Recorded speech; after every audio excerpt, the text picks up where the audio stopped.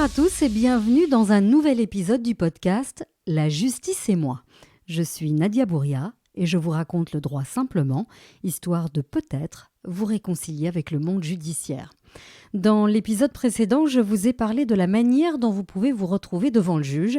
Si vous n'avez pas encore entendu cet épisode, je vous invite à d'abord aller l'écouter avant de revenir à celui-ci. Il s'agit de l'épisode numéro 3. Je suis convoqué au tribunal.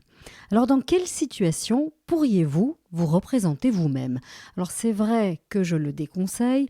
Le droit est devenu tellement technique qu'il vous sera très difficile de vous défendre, en particulier si votre dossier est complexe et que vous avez face à vous en plus un professionnel du droit comme un avocat ou par exemple un agent de la fonction publique. Mais dans certains cas assez spécifiques, vous pourriez sans grande difficulté expliquer votre situation, expliquer votre position au juge.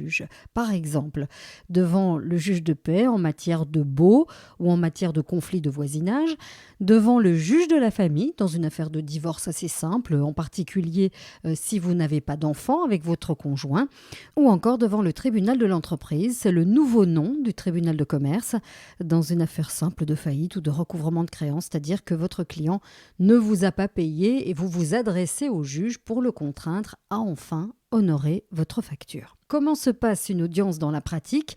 Eh bien, à votre arrivée dans la salle d'audience, il est possible que vous soyez accueilli par l'huissier d'audience. Son bureau est situé juste devant l'estrade, à votre droite. C'est le seul qui n'a pas de toge noire, mais vous le reconnaîtrez assez facilement, le ou la d'ailleurs, parce qu'il y a des femmes huissiers d'audience. Il ou elle a la liste des affaires du jour et il interpelle les avocats et les justiciables. C'est à lui ou à elle que vous devez présenter votre carte d'identité et votre éventuelle convocation. L'huissier d'audience est la personne qui va en quelque sorte prendre les présences et les signaler au juge ou au greffier. Il vous indiquera également votre numéro de passage et vous invitera à patienter dans la salle d'audience. Alors, l'attente peut être assez longue, en particulier si vous comparaissez devant le juge de paix, puisque les dossiers avec avocat sont généralement prioritaires. Ça s'explique assez simplement. Les avocats ont parfois plusieurs audiences le même jour et passent d'une salle à l'autre et on leur donne une sorte de priorité, en particulier s'ils ont écrit au juge pour dire qu'ils sont attendus par un autre président. Alors, lorsque le tribunal entre dans la salle d'audience, c'est-à-dire lorsque le juge arrive et les autres personnes qui l'accompagnent, vous devez vous lever et vous pourrez vous rasseoir lorsque le président vous le dira. Attendez donc que votre affaire soit appelée.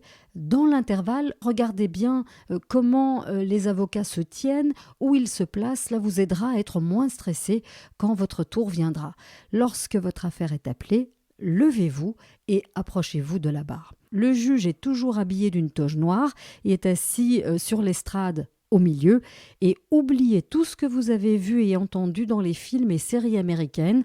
Le juge ne s'appelle pas votre honneur et on ne crie pas « objection, votre honneur » si on entend la partie adverse dire des choses qui ne nous conviennent pas. Chez nous, on s'adresse au juge en disant « Madame le Président » ou « Monsieur le Président ». S'il s'agit d'une chambre à 3 juges, le juge du milieu s'appellera toujours « Monsieur le Président » ou « Madame la Présidente » et les deux autres peuvent être appelés « Madame le juge » ou « Monsieur le juge ». Dans certaines audiences, par exemple devant le tribunal de police ou au tribunal correctionnel, il y aura également le représentant de l'État, c'est-à-dire le parquet.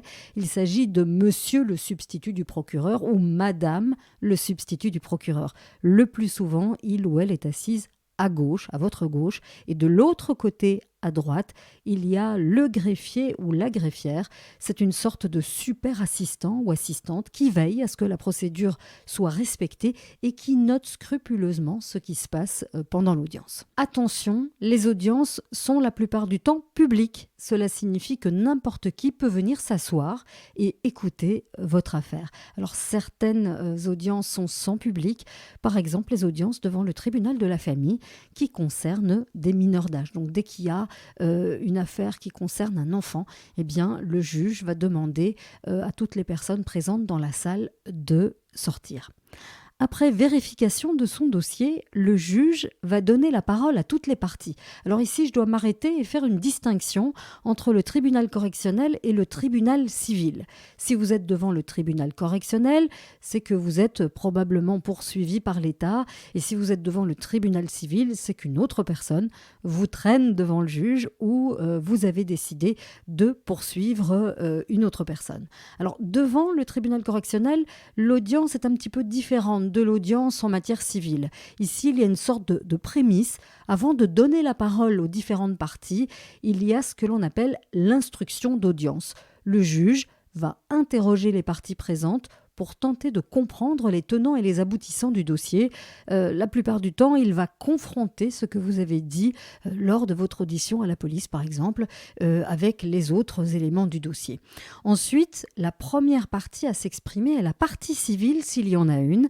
La partie civile, c'est la victime qui vient demander la réparation de son dommage. Alors, par exemple, si elle a subi des coups et blessures et qu'à la suite de cela, elle ne peut plus se déplacer et donc travailler, elle demandera au tribunal que le responsable soit reconnu coupable et qu'il paye toutes ses dépenses médicales et toutes les conséquences négatives liées à ces coups et blessures. Ensuite, c'est au tour du ministère public, c'est-à-dire que le substitut du procureur va requérir. Il ou elle va revenir sur les faits, dire pourquoi la personne poursuivie est coupable et dire quelle peine elle demande pour cette infraction commise. La dernière personne à avoir la parole est toujours la défense. C'est elle qui a le dernier mot. Devant le tribunal civil, si vous êtes la partie demanderesse, vous serez la première à parler. Faites-le lentement et remettez toujours votre dossier dans son contexte. Alors en effet, il est possible que le juge débordé n'ait pas eu le temps de lire votre dossier avant. Il est donc important de mettre des balises pour ne pas perdre son attention. Ensuite, lorsque vous aurez terminé, il est possible que le juge vous pose l'une ou l'autre question. Il donnera ensuite la parole à la partie adverse. Laissez-la parler sans l'interrompre, même si la personne, avocat ou non, raconte n'importe quoi selon votre lecture du dossier. Et d'ailleurs, ce n'est pas parce que l'autre partie n'a pas la même version que vous qu'elle est forcément en train de mentir. Chacun a une autre vision des mêmes éléments. Alors évitez les noms d'oiseaux, évitez les insultes, c'est assez mal perçu par les juges. Alors si vous n'y arrivez pas, si vous n'arrivez pas à vous contenir, il est possible que le juge vous arrête et décide d'interrompre l'audience et vous contraigne à revenir un autre jour avec un avocat, et il a tout à fait le droit de le faire. Le juge a ce qu'on appelle la police de l'audience. Il doit ainsi garantir la sérénité des débats. Gardez donc votre sang-froid et notez vos remarques. Elles vous serviront dans l'étape d'après, ce sont les répliques.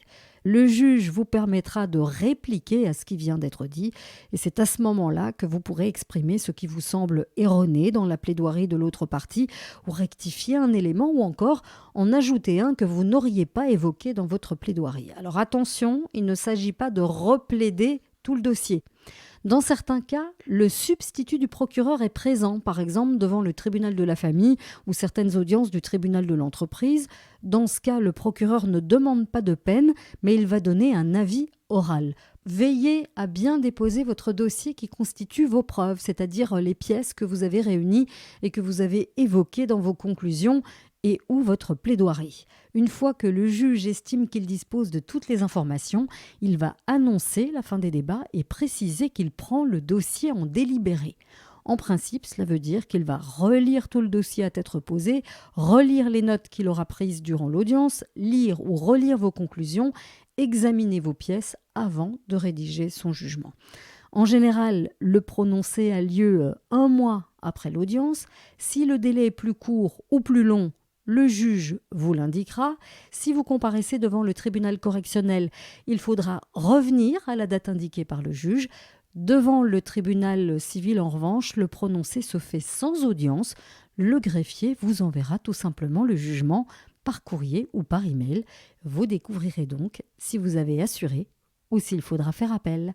Merci de m'avoir écouté jusqu'au bout. Si l'épisode vous a plu, n'hésitez pas à le noter, à laisser des commentaires ou des questions sur votre application podcast préférée. Et je vous dis à la semaine prochaine.